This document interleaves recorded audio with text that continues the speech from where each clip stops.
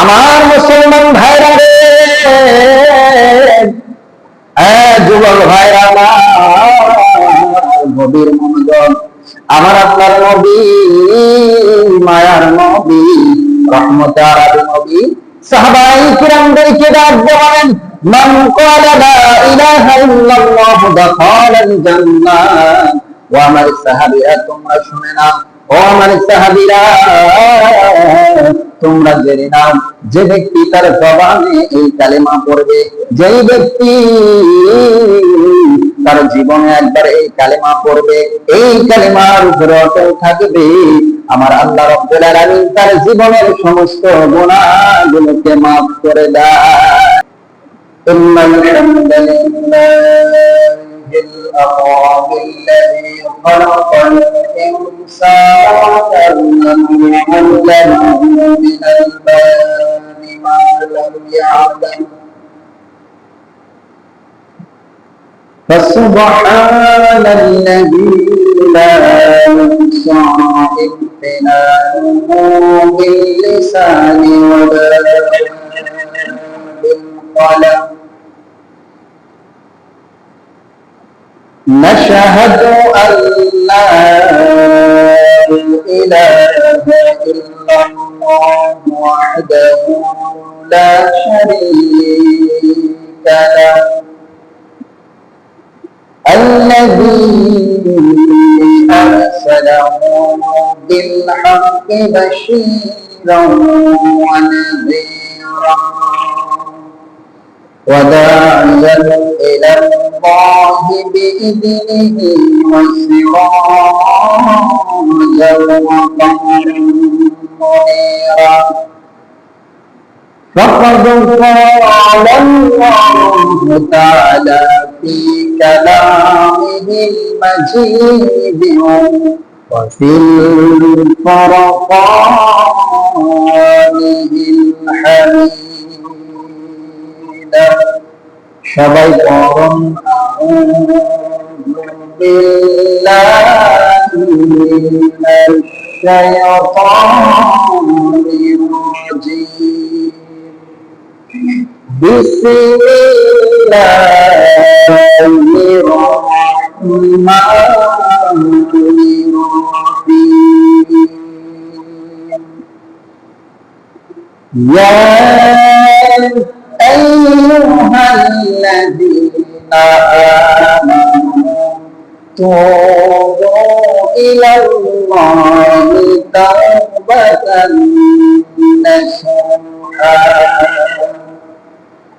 وقال رسول الله صلى الله عليه وسلم المسلم من سلم المسلمون من لسانه ويده. وقال رسول الله صلى الله عليه وسلم من ستر مسلما ستر الله في الدنيا والآخرة. وقال الله تعالى إن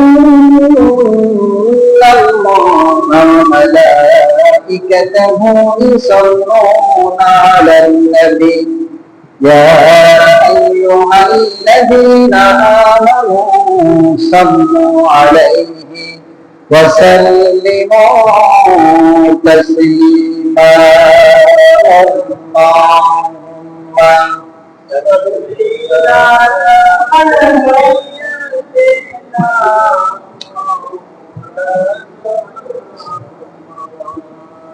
وعلى آل سيدنا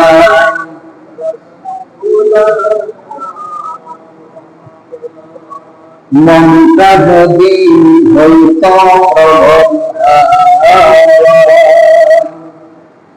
হইতো যদি সবর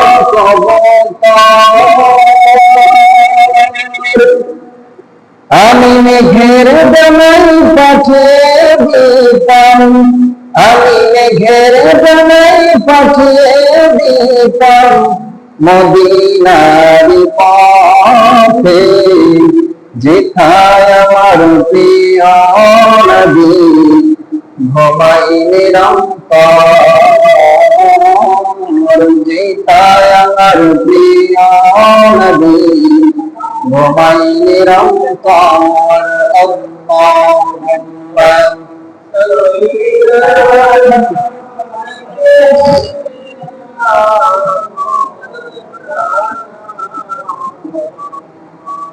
وعلى آل سيدنا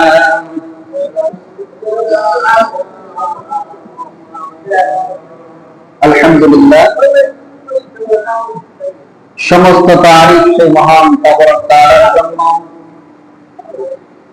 সমস্ত শুকর ও সুজুদ সেই মহান আল্লাহ রাব্বুল আলামিনের দরবারে, যে মালিক আমাকে আপনাকে অত্যন্ত ভালোবেসে দুনিয়ার সমস্ত কাজকর্ম থেকে ফারিক করে তার বিশাল আকাশের নিচে প্রশস্ত জমিনের উপরে তার ঘর মসজিদে আসা এবং বসার তৌফিক দান করলেন। এই জন্য আমরা সকলে খুশি না বেজার?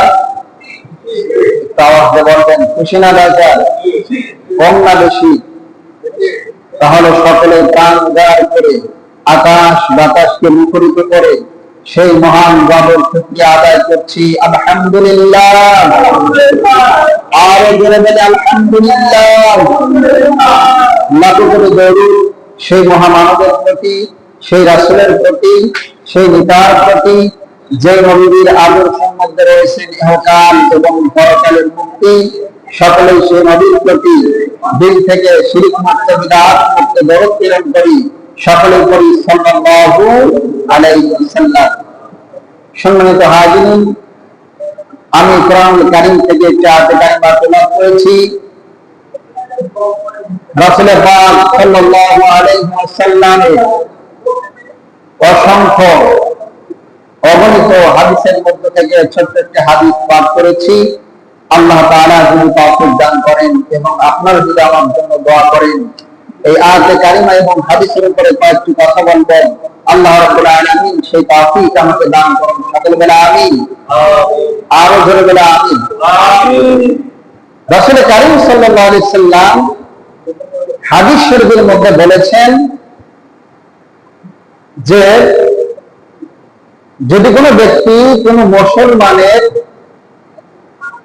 কোন ইমানদারের কোন দোষ ত্রুটিকে গোপন করে, তাহলে আল্লাহ রাব্বুল আলামিন ওই ব্যক্তির দোষ ত্রুটিকে কিয়ামত এবং আখিরাতের দিন তার দোষ ত্রুটিকে গোপন রাখবেন। সুবহানাল্লাহ বলেন।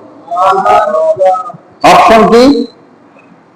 আমার বাড়ির পাশে একজন অন্যায় করেছে, হয়তো একটা গুনার কাজ করে ফেলছে, সেই গুনার কথা যদি আমি এলাকার মানুষের কাছে বলি, তার বিষয় যদি বলি, সে ছোট হয়ে যাবে, লজ্জিত হবে।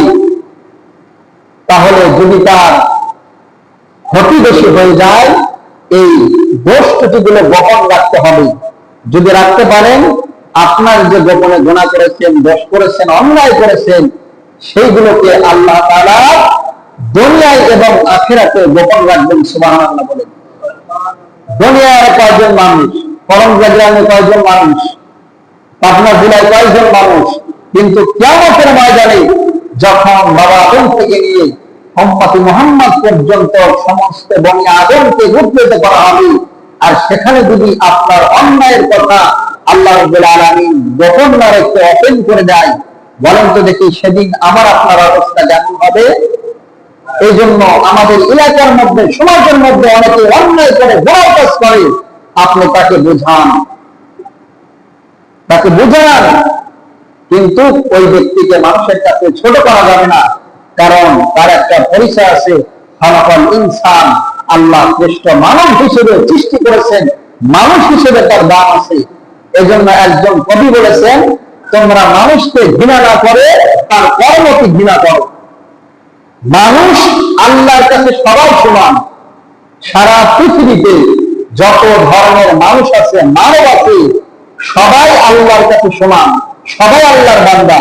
যদি তাই না হতো, তাহলে একজন খ্রিস্টান, একজন ইহুদি, একজন বেঈমান, একজন কাফেরকে আল্লাহ তাআলা মুসলমানদেরকে যে খাবারের ব্যবস্থা করে দিয়েছেন, অন্য জাতিদেরকে আল্লাহ খাওয়াতেন না। কথা কোন ঠিক কিনা? এই জন্য মানব হিসেবে সবাই সমান। একজন অন্যায় করতে পারে, তার অন্যায়কে আপনি ঘৃণা করেন, তার কাজকে ঘৃণা করেন, কিন্তু তার মানুষকে ঘৃণা করার সুযোগ নাই। আমাদের সমাজের মধ্যে এমন শ্রেণীর মানুষ আছে, নিজের অবস্থা সে বোঝে না, সে কোথায় দাঁড়িয়ে কথাগুলো বলছে, তার বিরুদ্ধে কথা বলছে, এটা তার মাটির নিচে, তার পান নিচে মাটি খুঁজে পাওয়া যাবে না, কিন্তু মানুষের সমালোচনা করে। এরকম মানুষ আছে না নাই? বলেন আছে না নাই? আবার একজন যদি অন্যায় কাজ করে, আমরা তাকে ঘৃণা করি, অপবাদ দেই, সমাজের কাছে ছোট করি। অথচ আমি যে আয়াতে কারিমা তেলাওয়াত করেছি, আমি বড় আশ্চর্য হয়ে গেলাম যে মানুষ অন্যায় করার পরেও নামাজ পড়ে নাই, রোজা রাখে নাই, হজ করে নাই, যাকাত দেয় নাই, শরীয়তের এত বড় বড় যেটা আল্লাহ ওয়াজিব করেছেন, ফরজ করেছেন, যেটা বান্দার জন্য আবশ্যক, এত বড় বড় কাজ সে না করার পরেও আল্লাহ রাব্বুল আলামিন তাকে ঈমানদার বলে আখ্যায়িত করেছেন, ঈমানদার বলে দাবি করেছেন, ঈমানদার বলে ডাক দিয়েছেন। সুবহানাল্লাহ। দেখবেন, সন্তান যত অন্যায় করুক না কেন, সন্তান যত বড় অন্যায় করুক না কেন, মানুষের যত বড় ক্ষতি করুক না কেন, বাবার কাছে যদি নালিশ আসে, মার কাছে যদি অভিযোগ আসে, বলেন তো দেখি ওই ব্যক্তি ওই সন্তানের উপর যতটা রাগান্বিত হয়েছেন, যতটা মান অভিমান করেছেন, তার বাপ মা কিন্তু হাজার অন্যায় করার পরেও তার সন্তানকে সন্তান বলে স্বীকৃতি দেয়, সন্তানকে সন্তান হিসেবে কবুল করে নেয়। কথা কোন ঠিক কিনা? যত মানুষের কাছে সন্তান অপরাধী হোক, মা বাবার কাছে কিন্তু সন্তান যেন অপরাধী করি না, এরকম হয় না। আমরা কেউ কথা না বলি, মসজিদের আদব রক্ষা করি, আলোচনা করতে কষ্ট হয়, আমরা কেউ কোনো কথা বলবো না। এই জন্য বড় বড় অন্যায় যেটা আল্লাহ ফরজ করেছেন, এটা পালন না করার পরেও আল্লাহ রাব্বুল আলামিন ঈমানদার বলে তার বান্দাদেরকে আখ্যায়িত করেছেন। সুবহানাল্লাহ। আল্লাহ রাব্বুল আলামিন কোরআনের মধ্যে ডাক দিয়েছেন, ইয়া আইয়ুহাল্লাযীনা আমানু তুবু ইলাল্লাহি তাওবাতান নাসুহা, হে ঈমানদারেরা তোমরা তওবা করো তওবা করার মতো। আল্লাহ কি বলছেন? আমি জানি তোমরা অন্যায় করেছো, গুনাহ করেছো, পাপের কাজ করেছো, যদি তোমরা আমার কাছে তওবা করতে পারো, আমার কাছে ফিরে আসতে পারো, আমি তোমাদের জীবনের সমস্ত গুনাহগুলোকে মাফ করে দেই। সুবহানাল্লাহ। আল্লাহ বলেছেন, বান্দা আমি শুধু তোমার গুনাহকে মাফ করে দেই না, তোমার যে পরিমাণ গুনাহ করছো ওই গুনাহগুলোকে আমি আল্লাহ তাআলা নেকি দ্বারা বদলায় দেই। সুবহানাল্লাহ বলেন। আল্লাহ পারে কি পারে না? পারে কি পারে না? সেই বিশ্বাস আমাদের আছে তো? মমিন হলে অবশ্যই সেই বিশ্বাস আমাদের করতে হবে। এই জন্য আল্লাহ বলতেছেন, দেখেন গুনাহ করার পরে, অন্যায় করার পরে আল্লাহ ঈমানদার বলে ডাক দিচ্ছেন। একজন ব্যক্তি যদি এলাকার মধ্যে চোর বলে, চুরি করে, গুন্ডামি করে, চাঁদাবাজি করে, সুদ খায়, ঘুষ খায়, জিনা করে, বড় বড় অন্যায় করার পরে সে যদি চিহ্নিত হয়, আমরা বলি না এটা খুঁজখোর যাচ্ছে, ঘুষখোর যাচ্ছে, জিনাখোর যাচ্ছে, অন্যায়কারী যাচ্ছে, আমরা বলি কি বলি না? তার কিন্তু ভালো বলি না। আর আমরা প্রতিনিয়ত এত গুনাহ করতেছি, এত অন্যায় করতেছি, তারপরেও আল্লাহ তার বান্দাদেরকে কত আদরের সাথে, কত সম্মানের সাথে, কত মায়ের সাথে ডাক দিচ্ছেন। ইয়া আইয়ুহাল কাফিরুন বলে নাই, ইয়া আইয়ুহাল মুনাফিকুন বলে নাই, ইহুদি বলে নাই, নাসারা বলে নাই, কত সুন্দর করে ডাক দিচ্ছেন, ইয়া আইয়ুহাল্লাযীনা আমানু, হে আমার ঈমানদার বান্দারা, তুবু ইলাল্লাহি তাওবাতান নাসুহা। আমি জানি তুমি শয়তানের ওয়াসওয়াসায় পড়ে, শয়তানের কবলে পড়ে, দুনিয়ার মহব্বতে পড়ে, টাকার পিছনে পড়ে, নারীর পিছনে পড়ে, গাড়ির পিছনে পড়ে আমার হুকুমকে অমান্য করেছো, আমার বিধানকে ছেড়ে দিয়েছো। আমি জানি তুমি অন্যায় করেছো, তবে তুমি যে কাজটা করেছো আমার কাছে ফিরে আসো, আমার কাছে মাফ চাও, আমি আল্লাহ তোমার সমস্ত গুনাহগুলোকে মাফ করে দেওয়ার জন্য তৈরি আছি। আল্লাহু আকবার। রাসূল কারীম সাল্লাল্লাহু আলাইহি ওয়াসাল্লাম একদিন এই আয়াতের শানের উপরে তার অনেক বড় বড় সাহাবী সেখানে উপস্থিত আছেন। মসজিদে নববীর ভিতরে আল্লাহ রাসূল সমস্ত সাহাবাদেরকে নিয়ে বসে আছেন। দেখেন, যারা মদিনার জমিনে, মক্কার জমিনে বড় বড় কাফের কাফির ছিল, ইহুদি ছিল, খ্রিস্টান ছিল, অন্য অন্য ধর্মের পাদ্রী ছিল, তারা রাসূলের কথা শুনে কোরআনের বাণী শুনে তারা কিন্তু মুসলমান হয়েছে। যে অন্যায় করেছেন রাসূলের কাছে সেই অন্যায়কে স্বীকৃতি দিয়েছেন, ইয়া রাসূলুল্লাহ আমি অন্যায় করেছি, এই পাপ করেছি। আপনি যে বললেন যে আল্লাহ তার বান্দাদের সমস্ত গুনাহকে মাফ করে দেয়, ইয়া রাসূলুল্লাহ আমি তো এই পরিমাণ গুনাহ করে ফেলেছি, এই পরিমাণ অন্যায় করেছি, আল্লাহ কি আমাকে মাফ করবেন? সাহাবায়ে কেরাম রাসূলের কাছে সেরকম ভাবে বলতেন, লজ্জা করতেন না।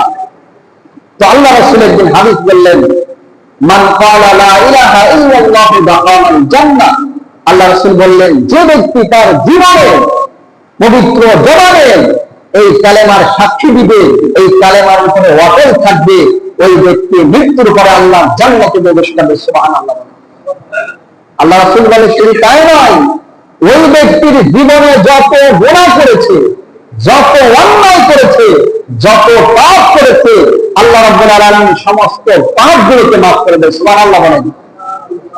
তারপরে বলতেছেন শুধু তাই নয়, তার যে পরিমাণ অন্যায় ছিল, পাপ ছিল, গুনাহ করেছিল, আল্লাহ তার তওবার অনুযায়ী, অনুশোচনার অনুযায়ী, তার গুনাহের উপরে লজ্জিত অনুযায়ী আল্লাহ সেগুলোকে নেকি দিয়ে বদলা দেয়। সুবহানাল্লাহ। রাসূল যখন সাহাবায়ে কিরামের মাঝে এই কথা বলতেছেন, সেখানে একজন সাহাবী বসে আছেন। আমার মুসলমান ভাইরা রে, যুবক ভাইরা গভীর মনোযোগ, আমার আপনার নবী, মায়ার নবী, রহমতে আরবি নবী সাহাবায়ে কিরামদেরকে ডাক দেন, মান ক্বালা লা ইলাহা ইল্লাল্লাহু দাখালাল জান্নাহ। ও আমার সাহাবীরা তোমরা শুনে নাও, ও আমার সাহাবীরা তোমরা জেনে নাও, যে ব্যক্তি তার জবানে এই কালেমা পড়বে, যেই ব্যক্তি তার জীবনে একবার এই কালেমা পড়বে, এই কালেমার উপরে অটল থাকবে, আমার আল্লাহ রাব্বুল আলামিন তার জীবনের সমস্ত গুনাহগুলোকে মাফ করে দেন। ও বন্ধু, শুধু তাই নয়, তাই নয়, মায়ার নবী রহমাতুল লিল আলামিন বলে, সাহাবীরা রে,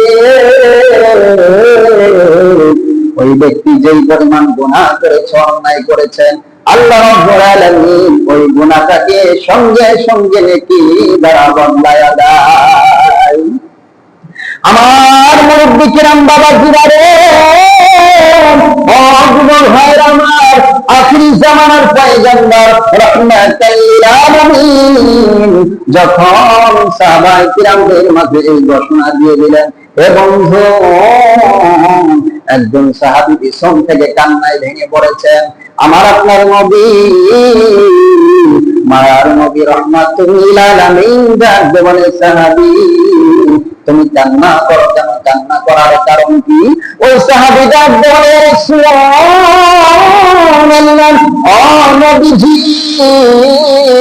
আপনি যে ঘোষণা করলেন, যেই ব্যক্তি কালেমা পড়বে, যেই ব্যক্তি কালেমার উপরে অটল থাকবে, আল্লাহ রাব্বুল আলামিন তার জীবনের গুনাহগুলো মাফ করে দেয়। আমার বন্ধুরা রে, ওই সাহাবী ডাকতে বলে, ও নবীজি, আমার মন বলে, আমার দেহ বলে, নবী গো, এইখানে যতগুলো সাহাবী আছে, এইখানে যতগুলো মানুষ আছে, আমার আল্লাহ রাব্বুল আলামিন প্রত্যেককে মাফ করে দিবেন, কিন্তু আমাকে আল্লাহ মাফ করবে না।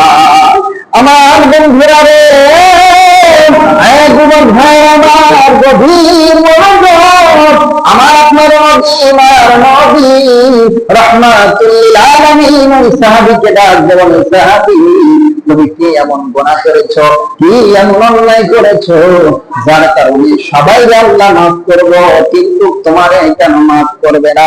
তুমি কি এমন গুনাহ করেছো, কি এমন অন্যায় করেছো? আমার বন্ধুরা রে, ওই সাহাবী ডাকতে বলে, ইয়া রাসূলুল্লাহ, ইয়া হাবিবাল্লাহ, ও নবীজি, আমার জীবনে আমি এমন একটা গুনাহ করেছি, আমার জীবনে এমন একটা অন্যায় করেছি যার কারণে আমার মন বলে, আমার দিল বলে, এখানে যতগুলো মানুষ আছে আল্লাহ সবাইরে মাফ করব, কিন্তু আমারে আল্লাহ মাফ করবে না। আমার আপনার নবী, মায়ার নবী, রহমতের নবী ডাক দিয়ে বলে, সাহাবী হাল আনতা কাতালতু নাফসান, ও সাহাবী তুমি কি কাউরে হত্যা করেছো? ওই সাহাবী ডাক দিয়ে বলে, লা কাতালতু নাফসান, ও নবীজি আমি কাউরে হত্যাও করি নাই। আমার আপনার নবী, মায়ার নবী, রাহমাতুল লিল আলামিন ডাক দিয়ে বলে, সাহাবী হাল আনতা ইশরিক বিল্লাহ, তুমি কি আল্লাহর সাথে কাউকে অংশীদার করেছো? ওই সাহাবী ডাক দিয়ে বলে, নবীজি লা তুশরিক বিল্লাহ, লা তুশরিক বিল্লাহ, ও নবীজি আমি আল্লাহর সাথে কাউকে অংশীদার করি নাই, কাউকে আমি হত্যাও করি নাই। আমার নবী, মায়ার নবী বড় আশ্চর্য হয়ে গেল, এত বড় গুনাহ যেহেতু করো নাই, তাহলে তুমি কি এমন গুনাহ করেছো, কি এমন অন্যায় করেছো যার জন্য তোমার দিল সাক্ষী দেয়, যার জন্য তোমার মন সাক্ষী দেয় আল্লাহ তোমারে মাফ করবে না? ও সাহাবী তুমি জানো না তোমার গুনার চাইতে, তোমার পাপের চাইতে, তোমার অন্যায়ের চাইতে আমার আল্লাহর রহমত লক্ষ গুণ কোটি গুণ বড়। সুবহানাল্লাহ বলে, আর জোরে বলেন সুবহানাল্লাহ। আমার নবী বলতেছেন, আমার সাহাবী তুমি যেই পরিমাণ গুনাহ করেছো, যেই পরিমাণ অন্যায় করেছো, তোমার গুনার চাইতে, অন্যায়ের চাইতে আল্লাহর রহমত লক্ষ লক্ষ কোটি কোটি গুণ বড়। সুবহানাল্লাহ বলেন। তারপরে ওই সাহাবী একেবারে ভেঙে পড়েছেন, কান্নায় জর্জরিত হয়ে গেছেন, বলতেছেন ইয়া রাসূলুল্লাহ আমার মন বলতেছেন, দিল বলতেছেন, তারপরেও আল্লাহ মনে হয় আমাকে মাফ করবে না। আল্লাহ রাসূল বলেন, সাহাবী তুমি যদি সমুদ্র ফেনা পরিমাণ গুনাহ করে থাকো, পাহাড়ের চাইতে বড় বড় গুনাহ করে থাকো, তারপরেও আল্লাহ তোমাকে মাফ করবেন। ওই সাহাবী তারপরে বলতেছেন, ইয়া রাসূলুল্লাহ আমার মন বলতেছেন, আমার মনে হয় আল্লাহ আমাকে মাফ করবে না, এত ভেঙে পড়েছেন। আমার বন্ধুরা রে, মার নবী রাহমাতুল লিল আলামিন ডাক দিছেন, ও আমার সাহাবী তাহলে তোমার জীবনে তুমি কি এমন গুনাহ করেছো বলো, বলো একটু বলে দাও। আমার মুরব্বি কিরাম বাবাজিরা, আমার যুবক ভাইরা, গভীর মনোযোগ, প্লিজ দেখুন তো এক ফোঁটা চোখের পানি আপনি ফেলতে পারেন কিনা। এই চোখের পানি দুনিয়ার সম্পদ দিয়ে ক্রয় করা যাবে না, দুনিয়ার কোন সম্পদের সাথে মিলানো যাবে না। এ বন্ধু, আমার আপনার নবী, মায়ার নবী রাহমাতুল লিল আলামিন যখন ওই সাহাবীকে বললেন, কি এমন গুনাহ করেছো, কি এমন অন্যায় করেছো, ওই সাহাবী ডাক দিয়ে বলে, ইয়া রাসূলুল্লাহ ও নবীজি আপনি শুনে নেন, শুনে নেন, আমির বাড়ি হচ্ছে মদিনার বাহিরে। ও নবীজি আমি পেশায় হলো একজন চোর, আমার কাজ হইলো এই মদিনার ভিতরে যতগুলো মানুষ মৃত্যুবরণ করে, ওই মানুষকে যখন দাফন কাফন করা হয় রাতের অন্ধকারে, ওই পরিবারের চক্ষুকে আমি ফাঁকি দিয়া ওই কবর খনন করিয়া, ও নবীজি কবরের মধ্যে প্রবেশ করে ওই মৃত্যু ব্যক্তির শরীর থেকে কাফনের কাফন গুলো আমি নিয়ে এসে সেগুলোকে ধুলাই করে আবার বাজারে বিক্রয় করি। ও নবীজি এটাই হলো আমার কাজ, এই কাফনের কাফন চুরি করে আমি আমার জীবন নির্বাহ করি, জীবিকা অর্জন করি। ও নবীজি আমার আদত অনুযায়ী আমি যখন আমার কানের মধ্যে আসলো মদিনার একজন ব্যক্তি ইন্তেকাল করেছে, ও নবীজি আমি আমার অভ্যাস অনুযায়ী রাতের বেলায় ওই পরিবারের সকলের চক্ষু থেকে আমি আড়াল করি, আমি রাতের বেলায় কবরের স্থানের মধ্যে প্রবেশ করে ওই কবরটা খনন করে আমি যখন কবরের মধ্যে প্রবেশ করলাম, কবরের মধ্যে প্রবেশ করে যখন আমি কাফনের কাফনটা তার শরীর থেকে ছাড়াইয়া আমি যখন কাফনের কাফনটা নিয়ে যখন আমি কবর থেকে বাইর হতেছিলাম, ও নবীজি এমন একটা অবস্থায় কে যেন আমাকে ডাক বলে, যুবক তুমি কি জানো তুমি আজকে এই কবরের ভিতর থেকে কার শরীর থেকে কাফনের কাফনটা চুরি করলা? এ যুবক, তুমি কি জানো আজকে কার কবর থেকে কাফনের কাফন চুরি করলা?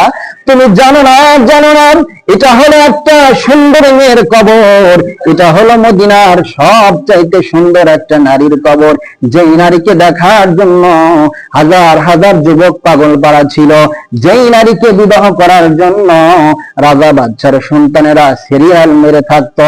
এ যুবক, তুমি জানো না এমন একটি রূপসী কন্যা যার শরীর থেকে তুমি কাফনের কাফনটা চুরি করেছ, যে নারীকে দেখার জন্য মদিনার বহির্গত দেশের যুবকরা পাগল ছিল, এত সুন্দর একটা মেয়েকে রেখে কিভাবে তুমি কবর থেকে চলে যাচ্ছ? যুবক, তুমি এই মেয়েকে একটা বার দেখো। এ বন্ধু, ওই যুবক সাহাবী আমার আপনার নবী, মায়ার নবী রাহমাতুল লিল আলামিন কে ডাক দিয়ে বলে, নবীজি। তখন আমি ওই মায়ের দিকে লক্ষ্য করে দেখি এত সুন্দর একটা নারী, যুবক নারী কবরের মধ্যে শুয়ে আছে। ও নবীজি, আমাকে কে যেন পরামর্শ দিল, যুবক, যেই নারীর জন্য এত যুবক পাগল ছিল, ওই নারীকে তুই আজকে কাছে পাওয়ার পরে কিভাবে ওই সুযোগটা হাত ছাড়া করবি? আমার বন্ধুরা রে, ওই যুবক নবীজিকে ডাক দেবে, ইয়া রাসূলুল্লাহ, ইয়া হাবিবাল্লাহ, আমি এক পর্যায়ে ওই মৃত ব্যক্তির সাথে আমি জিনা করে ফেললাম। ও নবীজি, আমার মনের কাঙ্ক্ষিত আশা আমি পূরণ করেন। যখন আবার আমি ওই কবর থেকে উঠে আসতেছিলাম, এমন তো অবস্থায় ওই মৃত ব্যক্তি আমারে ডাক দিয়ে বলে, যুবক, আমি একজন মদিনার সবচাইতে সুন্দর রূপবর্ষী এবং সতী নারী ছিলাম। তুমি কি কারণে এত বড় অন্যায় করলেন? হাজার হাজার মুর্দার সামনে, হাজার হাজার ফেরেশতাদের সামনে এত বড় অন্যায় কাজ করলেন। আমাকে কিয়ামতের ময়দানে জিনাকারিনী হিসেবে তৈরি করে দিলা। আমার বন্ধুরা রে, ওই যুবক ডাক দিয়ে বলে, ইয়া রাসূলুল্লাহ, ইয়া হাবিবাল্লাহ, ওই মেয়ে যখন কবর থেকে ওঠার পরে আমার হাত ধরে যখন এই কথাগুলো বলতেছিল, এরপর থেকে আমি ঘুমাইতে পারি না, আমি খেতে পারি না। ইয়া রাসূলুল্লাহ, আমার অন্তরের মধ্যে ভয় লাগে। ও নবীজি, এবার আপনি বলুন তো দেখি, আপনার আল্লাহ আমারে মাফ করব কিনা? আমার যুবক ভাইরা রে, আমার বিক্রম বাবাজিরা, ওই সাহাবী যখন এই কথার বর্ণনা দিয়েছিল, সমস্ত সাহাবাই কিরাম স্তব্ধ হয়ে গেছে, প্রত্যেকটি সাহাবীর মাথা নিচু হয়ে গেছে। একজন মানুষ এত বড় জঘন্য কাজ কিভাবে করতে পারে? এবং আমার নবী চোখ মেরে বসে আছে, আমার নবী কোনো কথা বলে না, চোখ মেরে বসে আছেন। সমস্ত সাহাবায়ে কিরাম আশ্চর্য হয়ে বসে আছেন। ওই সাহাবী ডাক দিয়ে, ইয়া রাসূলুল্লাহ, ইয়া হাবিবাল্লাহ, এই জন্য আমি আপনাকে বারবার বলেছিলাম, নবী গো, আমার দিল বলে, আমার মন বলে, এইখানে যতগুলো সাহাবী আছে, যতগুলো মানুষ আছে, আল্লাহ সবাইরে মাফ করে দিব, কিন্তু আমারে আল্লাহ মাফ করবে না। আমার বন্ধুরা রে, মার নবী কিছু সময় ধ্যান করার পরে ওই সাহাবীকে ডাকতে বলে, সাহাবী, তুমি জানো না, তুমি জানো না, তুমি যেই পরিমাণ গুনাহ করেছো, যেই পরিমাণ অন্যায় করেছো, তোমার গুনার চাইতে, তোমার অন্যায়ের চাইতে আমার আল্লাহর রহমত লক্ষ লক্ষ কোটি কোটি গুণ বড়। সুবহানাল্লাহ বলে। আল্লাহ রাসূল বললেন, যদি তুমি তওবা করতে পারো, তোমার গুনাহ করে যদি লজ্জিত হতে পারো, আল্লাহ তোমাকে মাফ করে দিবেন। সুবহানাল্লাহ বলে।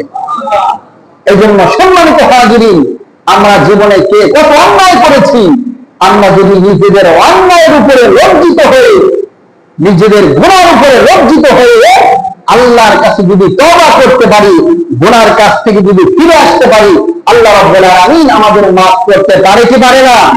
আওয়াজ দিয়ে বলেন, পারে কি পারে না?